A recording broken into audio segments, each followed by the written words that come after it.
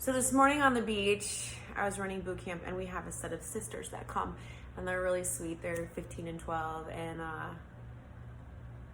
I was videoing them and kind of pitting them against each other a little bit, like, hey, you can do better than that, beat your sister. And then I just said, it's so great you two are working out together. I love it. I love seeing it. I said, when I was your age, my sister was married when she was your age, Alexa, and I was so sad because we didn't get to be together anymore. She left. Miss my sister. And I said that, and I just, like, my soul made this little sound. And it just hit me so hard. I remember when my sister left. She had been courting, in our church, you didn't date, you courted. So basically the guy goes to your dad and says, I have intention to marry your daughter. And then your dad decides if he gets to court you. And then you get to know each other by coming over to the family dinners and doing stuff in groups. And then you get engaged really soon after, and then you get married. Well, Paul, my sister's boyfriend, he was quite a bit older, and he and my dad were good buddies. And he kept telling my dad, like, I'm interested in your daughter. Well, my sister was 15, and eventually, for some reason, it was agreed upon that they could see each other, that he could court my sister. So Paul started coming over for dinner. I was 13 and was rather appalled at the whole situation. And, this is my sister, and no one's good enough for my sister. I didn't know that's kind of how it was in my head at the time, but that's, how it manifested. And he came over for dinner, and he would stay after dinner and play games, and he was just around all the time as part of the family. And my parents were, this is how you get to know our daughter. Well, this only lasted a few months before the talk was, want to marry Rachel. And I was young. I don't know how all those conversations went.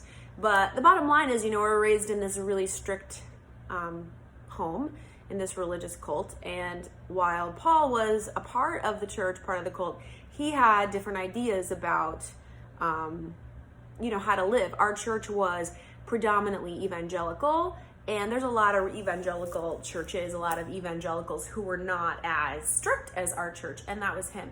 So he disagreed with our church in a lot of ways.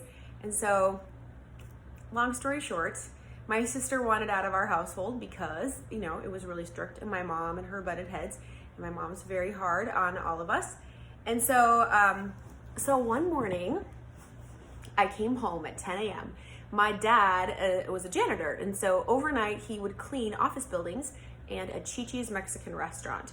So every night he'd go and clean all night long, and he would take me with. We were homeschooled, so I didn't have a schedule. So 2 a.m, he'd wake me up, we'd go down into the city, we'd clean some office buildings, then clean Chi-Chi's, and then come home around 10 a.m. And the routine was I would bang on my sister's door, wake up, it's time to do schoolwork. And then we would do our schoolwork. And I banged on her door, and she didn't answer. So I banged on her door again, no answer. It was locked. So I went to the kitchen and got the spatula that unlocked the door. You know how it is when you're a kid and you know how to break into all the things in your house.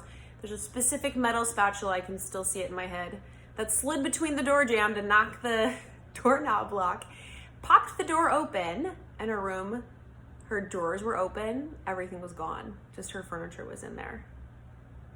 And on the bed was a yellow legal pad that was a note and an envelope with my dad's name on it that had a note in it. And as, a 13-year-old, I had no idea how to register what was going on. I yelled, Dad, come in here, and oh my gosh. And then I remembered the night before when I was just getting ready for bed, my sister kept coming into my room and taking things like, oh, hey, this is mine, you borrowed it. I'm like, whatever. She'd been coming in and taking all of her things and then packing. And she had snuck off with Paul to elope in the middle of the night. I don't know when they left, but here we go. Coming home, and she's gone. And so my dad came in, processing this, reading the letters. I start reading the letters. It's basically, I forget all the things, but it was basically like, I can't live here and we're gonna go start our lives together, and mom is terrible and the church is terrible, but dad is cool, and we're gonna just start our lives together. There's nothing you can do about it. We're gone. When we come back, we'll be married. And I was just, I didn't know what to think. I was 13. Number one, I had plans to go to the Mall of America with my friend Angie from church and her mom. And I was like, can I still go to the mall?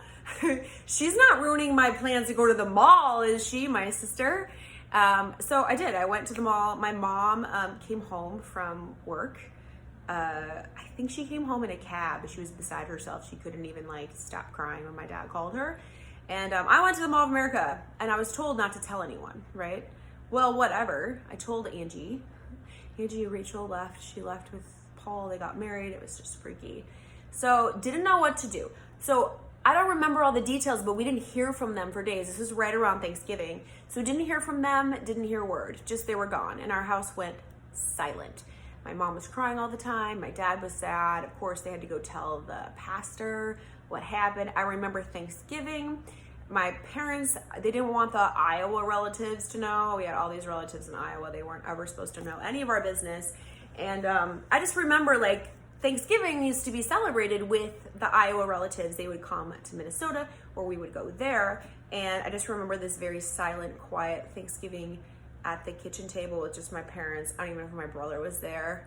It was just so tragic and quiet.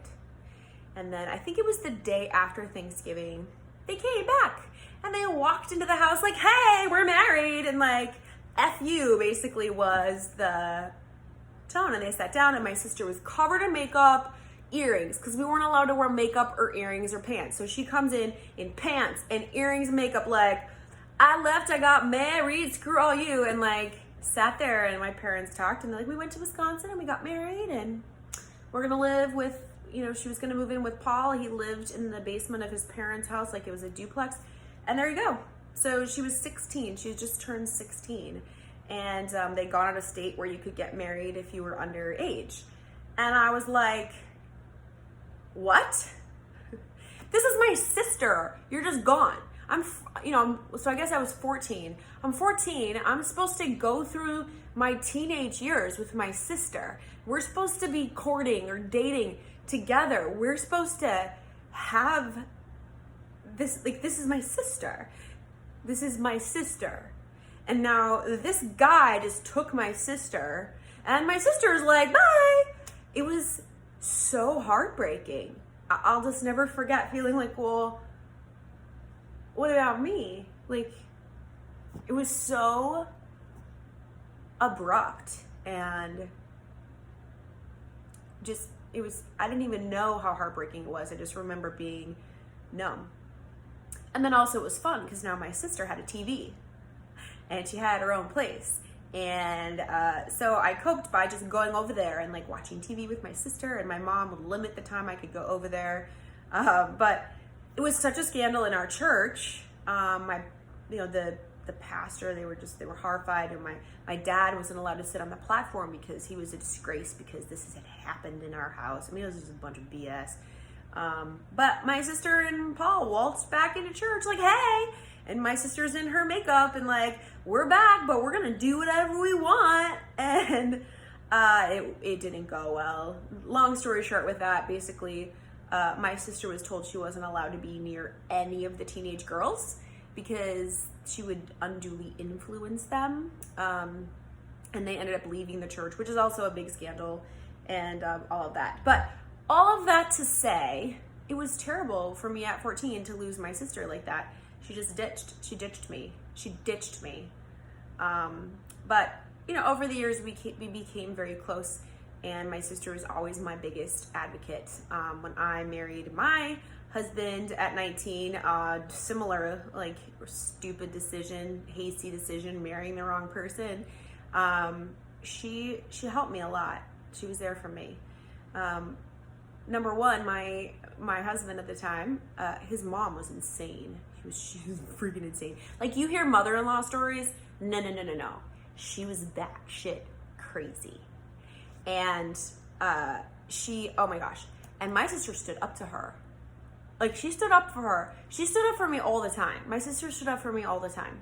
And so I leaned on her a lot. And we didn't always see eye to eye, but my sister and I were very, very close.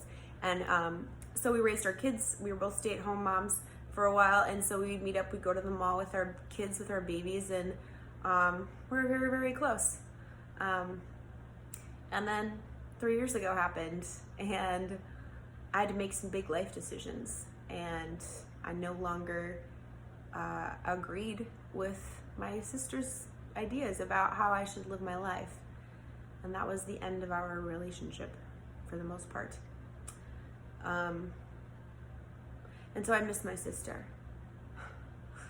I lost her at that age, and it was so stark and it was so painful, and it left me just feeling abandoned by, my sister. Like, when you have a sister, you assume that you're going to be doing all these things together, that you're going to live your lives together in parallel. And that changed so drastically. And then it got over it, and then we lived our lives in parallel. We were very, very close for so long.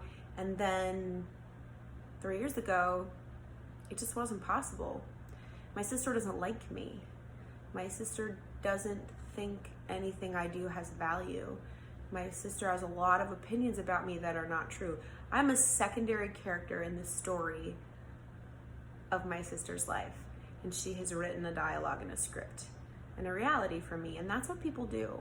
They tend to, assign you a role. And sometimes you can't control what that role is, and you can't control how they write you. And a lot of times it has nothing to do with who you really are, because it has nothing to do with you. And so I was saying today, I miss my sister. My soul cried. I had to actually move my boot camp microphone, because the sounds that came out of my soul were just these little sad little whimpers. I miss her. I miss her. I wished that she was on the beach with me in that moment, and I had to take that moment and let that wash through me and say, well, she's not here, and I miss her, and that's okay. It's okay. I love her. The best thing about my relationship with my sister now is that I have a really good one in my heart with her. I don't have to see her. I don't have to go out to spend time with her, to hold her right here and love her, because she's a magnificent woman. She's one of the greatest women alive. And I don't get to spend time with her or see her, and she doesn't like me, but I can love her, and I can hold all of the memories that we have together really close in my heart.